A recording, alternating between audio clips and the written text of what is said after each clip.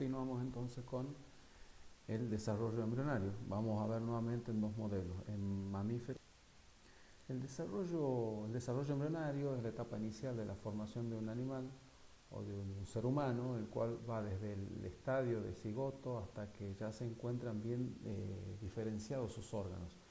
En el caso de los seres humanos se habla de embrión hasta el final de la séptima semana de gestación, desde que se produjo la fecundación. Luego de la séptima semana se la diferenciación es el proceso por el que el cigoto desarrolla un animal complejo. Está establecido hereditariamente en el organismo. El desarrollo procede desde lo más general a lo más específico. Se adquieren primero los caracteres desde el grado más alto de la jerarquía, es decir, clase, orden, familia y especie. Durante el desarrollo embrionario, en el caso por ejemplo de los mamíferos, bueno, es bastante difícil reconocer embriones en sus primeras etapas entre un primate, un cerdo o el lomo.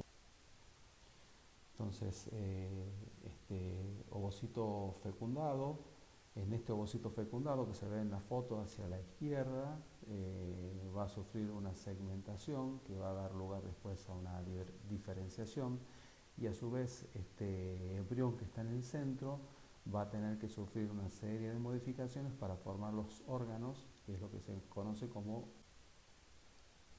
el ovocito. Se encuentra polarizado, ¿sí? Se puede trazar un eje, ¿sí?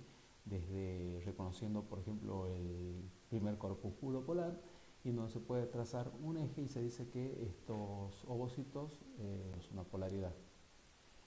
Todos los organismos durante su desarrollo establecen polaridad, es decir, crean diferencias entre polos opuestos del embrión. Los mecanismos de desarrollo que conllevan la formación de un organismo van a necesitar de estos puntos de referencia. La polaridad es necesaria principalmente para el establecimiento de los tres ejes corporales que definen la anatomía de la mayoría de los animales y que se corresponden con el eje antero-posterior, el dorso ventral y el eje de simetría bilateral de izquierda a derecha. Inclusive, inmediatamente después de haberse producido la fecundación, ya existe una cierta organización, sobre todo con los pronúcleos masculinos y femeninos, y esto marca de una muy buena manera la salud del embrión.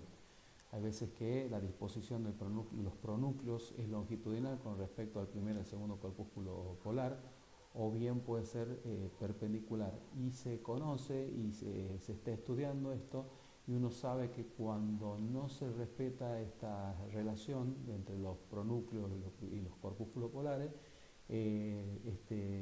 huevo cigoto no goza de una buena salud. Bueno, entonces aquí se representa mediante el esquema los ejes espaciales que conforman la anatomía corporal de un animal.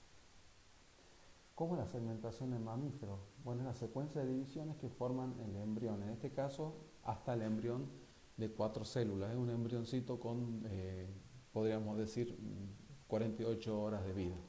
La primera división se produce según el eje meridional, originando 2 células, y la segunda división en una de estas células, que se conocen como blastómera, que se da en el mismo sentido. La otra es en el sentido ecuatorial, perpendicular.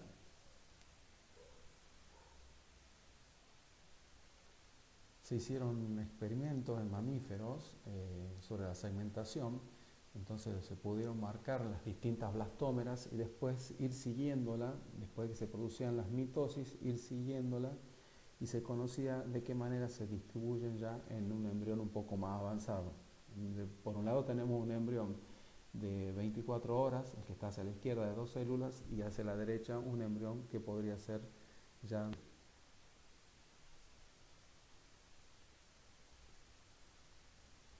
La segmentación, la formación de las blastómeras no va a ser lo mismo en los ovocitos que tengan determinada distribución de vitelo.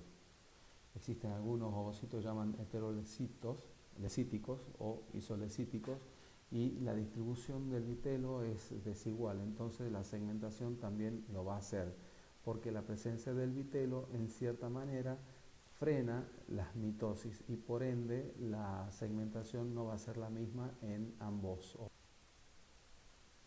¿Cómo es la segmentación?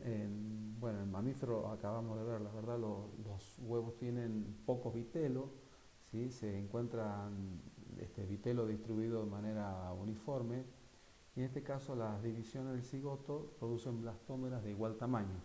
¿Mm? Los ciclos celulares carecen de etapa G1 y G2, por eso es que la célula no crece durante este desarrollo embrionario. El tamaño del embrión se mantiene y es prácticamente del mismo volumen que el ovocito que le dio origen. Como decíamos, entonces no hay crecimiento celular, las células se dividen rápidamente en células más pequeñas, no ocurre en la fase G1 y G2 y la replicación es sumamente rápida. Bueno, si un embrión llega a los 5 o 6 días de vida, tiene este aspecto y se llama blastocisto, en donde se puede reconocer un macizo celular interno, que es el polo embrionario, reconocido acá está representado como MCI, y el trofoblasto. El macizo celular interno obviamente va a dar lugar al embrión y el trofoblasto va a dar lugar a la placenta. Habíamos dicho que el oviducto es sumamente importante, por un lado para permitir la llegada a los espermatozoides y por otro lado también para captar al ovocito recién ovulado, y además también habíamos mencionado que es el lugar en donde se lleva a cabo la fecundación. Entonces, una vez que ese ovocito ha sido fecundado a nivel de la trompa de falopio, va a tener que hacer el camino contrario al de los espermatozoides, ¿sí? Y va a llegar a la cavidad uterina en donde va a tener que implantarse. Antes de la implantación, el embrión va a tener que ser capaz de liberarse de esa cubierta de fecundación, de esa exzona pelúcida. Ahora ya se llama cubierta de fecundación, porque esta estructura va a impedir que interactúe con el útero. Por ende, si no se libera de esta cubierta de fecundación, no se produce. Entonces, en la implantación hay una serie de etapas en donde va a haber un precontacto, una posición, una adhesión y una. La fase de precontacto, los días 5 a 8 de desarrollo embrionario, el blastocisto toma posición sobre el tejido endometrial, permanece inmóvil y se orienta con el polo embrionario hacia el endometrio para permitir más adelante la adecuada formación de la placenta. En la fase de aposición, el blastocisto busca el lugar de implantación, un lugar para adherirse, orientando su masa celular interna en el polo en el que el trofoectodermo se va a adherir al epitelio endometrial. Aquí juegan un importante papel los llamados pinópodos, son unas proyecciones citoplasmáticas de las células epiteliales y endometriales, y está comprobado que estos pinópodos son claros marcadores morfológicos de receptividad endometrial.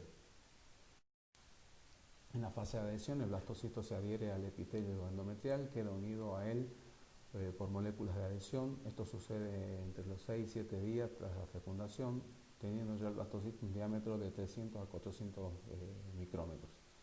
En la fase de invasión, el blastocisto, más concretamente el trofoblasto embrionario, invade el estroma endometrial, rompe la membrana basal y penetra en los vasos sanguíneos maternos.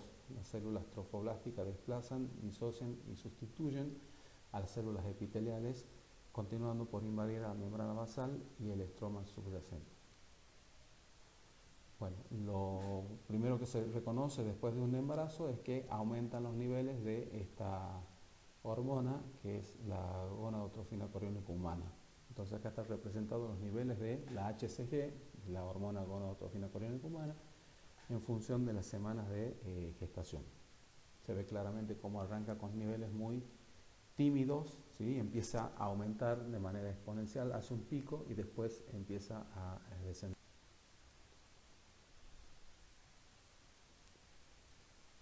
Aquí se representa cómo son los niveles de la gonadotrofina coriónica humana en relación, por ejemplo, con la progesterona. Habíamos dicho que el cuerpo lúteo es sumamente necesario para mantener el embarazo. Entonces, después de que la actividad del cuerpo lúteo cesa, la placenta es la que empieza a producir la progesterona, que es la principal hormona del embarazo.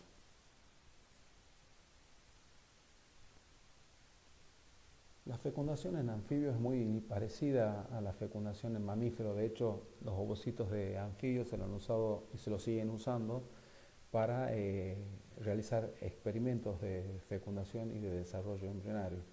Entonces, al igual que en mamíferos hay una fusión de pronúcleo, hay una recombinación de caracteres genéticos de los progenitores, ¿sí? Lo que da lugar a un individuo único e irrepetible. Y durante la fecundación se produce el punto de penetración del espermatozoide que dará lugar a la polaridad del embrión. Estos ovocitos se caracterizan por tener un polo animal y un polo vegetativo, y luego de haberse producido la fecundación hay un desplazamiento del polo animal, del cajete, el polo animal, sobre el polo vegetativo, lo que da lugar a la conocida o llamada media luna gris. El punto de entrada del espermatozoide dará lugar a la formación de la media luna gris y además va a establecer.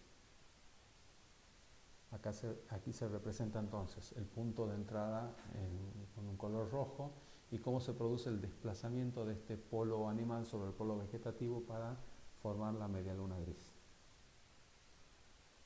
Esto es una maqueta que tenemos en el laboratorio, entonces desde frente a la media luna gris se la puede ver de esta manera, ¿sí? Como el nombre lo indica, es de ese color, y de perfil se lo puede ver de esta otra manera.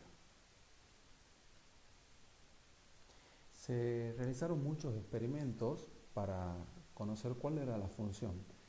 Ya hace varias décadas atrás, Spima fue uno de los investigadores que trabajó con estos ovocitos anfibios fecundados, y lo que hizo básicamente, una vez que se formaba la media luna gris, separaba a los embriones, en el primer caso, en el primer esquema, separaba de tal manera que la dividía exactamente a la mitad a esta media luna gris, y como resultado las células que quedaban daban lugar a embriones completos.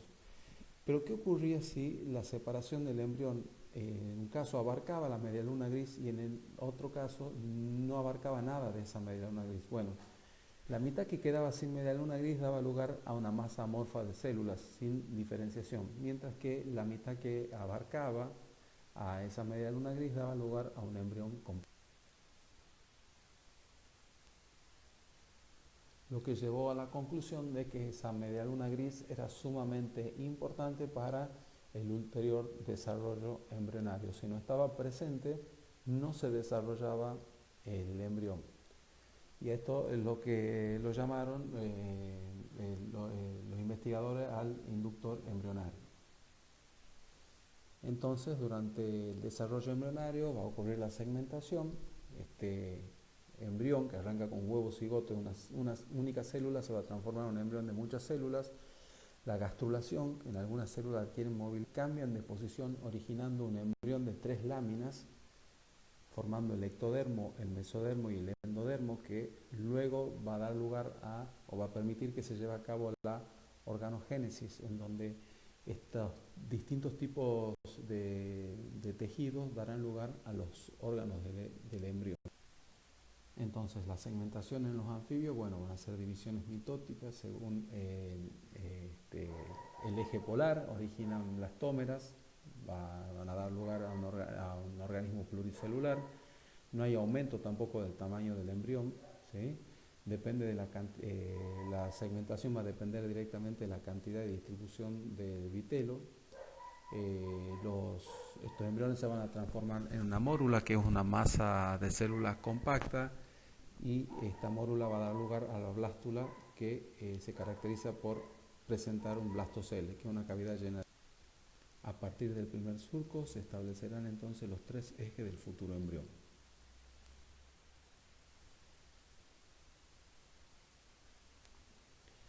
En esta región de la media luna gris, o muy próxima a ella, se va a formar el blastoporo, que próximamente estaremos estudiando. En el caso de los deuteros tomados, ¿sí? El animal en el cual el ano se forma en la zona del blastoporo o cerca de él, en el embrión en desarrollo, y la boca se forma secundariamente en otro lugar. Y en el caso de los protostomados, el animal en el cual la boca se forma en el blastoporo o cerca de él, en el embrión en desarrollo. Entonces, comparativamente, ¿cómo se da la segmentación en el caso de los anfibios, ¿sí? Y en el caso de los mamíferos? En el caso de los anfibios tenemos blastómeras desiguales, muy desiguales, ¿sí? Las que se encuentran hacia el polo vegetativo son mucho más grandes que las que se encuentran hacia el polo animal. Entonces, durante el desarrollo embrionario hay modificaciones en el ciclo celular, ¿sí?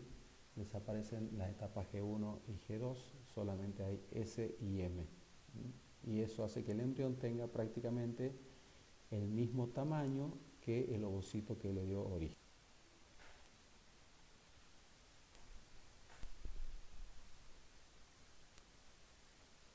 La blástula es una esfera hueca de células que es en donde se van a producir los movimientos morfogenéticos que van a convertir a esta blástula en gástrula, en donde van a aparecer las 3 capas embrionarias. Aquí se representan entonces los movimientos morfogenéticos, en donde un grupo de células van a empezar a estirarse, se llaman células en cuello de botella, dejando su núcleo sobre la superficie del embrión, y al estirarse van a empezar a empujar las células del interior. ¿Sí? Vendrían a ser las células que empujan mecánicamente al resto de las células. Las células de la superficie del embrión van a empezar a invaginarse, ¿sí? en este embrión a nivel del labio, el labio del blastoporo, y en la medida que empiezan a invaginarse van a ir modificando su posición dentro del embrión. En la medida que vayan pasando por las células por el labio dorsal, van a recibir una inducción. Es lo que se conoce como inducción embrionaria.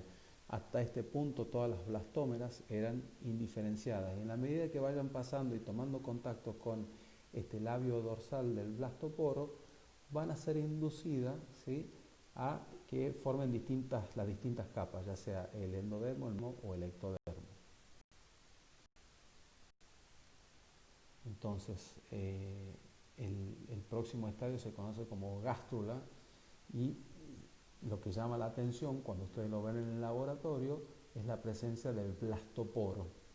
Un embrión que presenta un blastoporo indica que ya está en el estadio de gástrula, que puede ser temprana o avanzada.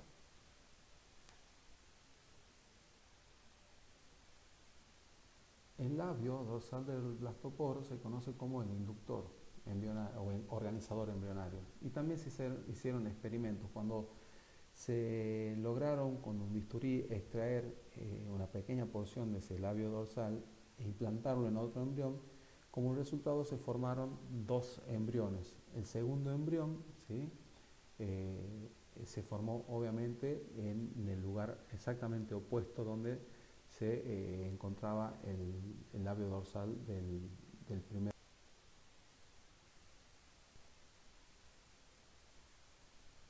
El ectodermo formará por un engrosamiento la placa neural, ¿sí? Esta más adelante se dará lugar al tubo neural, al sistema nervioso. Esta placa neural se van a producir unas crestas, ¿sí?, lo que dará lugar a un surco neural. Posteriormente estas crestas se van a fusionar, originando lo que se conoce como el tubo embrionaria. Les decía que esto sería una serie embrionaria donde tenemos el primer surco o primer hendimiento. El 2 corresponde, bueno, al segundo hendimiento, fíjense que es perpendicular al primero, ¿sí? El 3 sería una mórula, el 4 una blástula tardía, el 5 es donde ya se aprecia el labio dorsal del blastoporo, ¿sí? El 6 la gástrula media, 7 gástrula tardía, y si seguimos avanzando vamos a encontrar los diferentes estadios. Bueno, hasta prácticamente llegar a un estadio que es de respuesta muscular, en donde uno lo puede tocar al embrión y ya presenta movimiento hasta que se transforma en un renacuajo.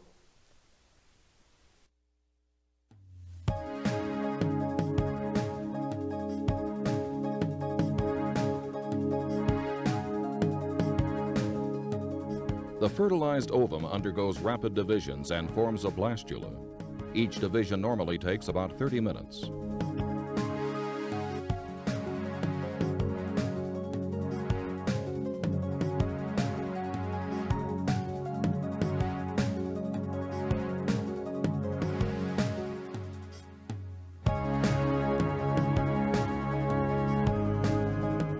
The blastula develops into a gastrula.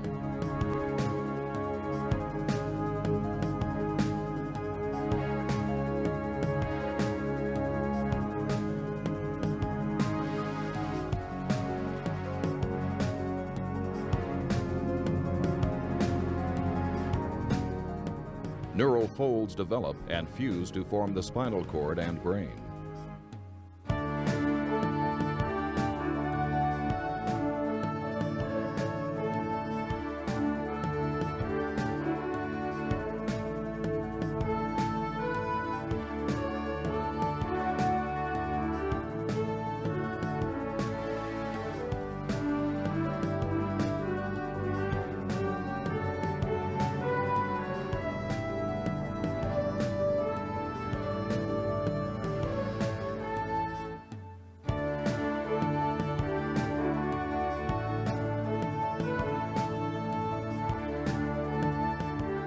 Eventually, the embryos hatch as free-swimming tadpoles, or larvae. The tadpoles undergo metamorphosis, and tiny frogs emerge that eventually grow into adults. ¿Cuáles son los destinos de las hojas embrionarias? Entonces, el ectodermo, que es la capa más externa, va a dar lugar a la epidermis y estructuras asociadas al sistema nervioso y órganos de los sentidos. El mesodermo, la capa media, estructuras asociadas con las funciones de movimiento y soporte, músculos, cartílagos, huesos, sangre y el tejido conectivo, dará lugar al sistema reproductor y los riñones. Y el endodermo, la capa más interna, los sistemas respiratorios y digestivos, las glándulas tiroides, paratiroides y... Habíamos hablado un poco sobre... Entonces, el óvulo puede desarrollar aún sin ser fecundado, originando adultos normales. Esto en algunos frecuente en insectos, crustáceos, rotíferos, abejas y algunos organismos de organización sencilla. En muchos animales puede inducirse la partenogénesis de manera experimental, ¿sí? Y la partenogénesis es natural y se produce regularmente en el ciclo biológico de especies. El caso más conocido es lo que ocurre en las abejas.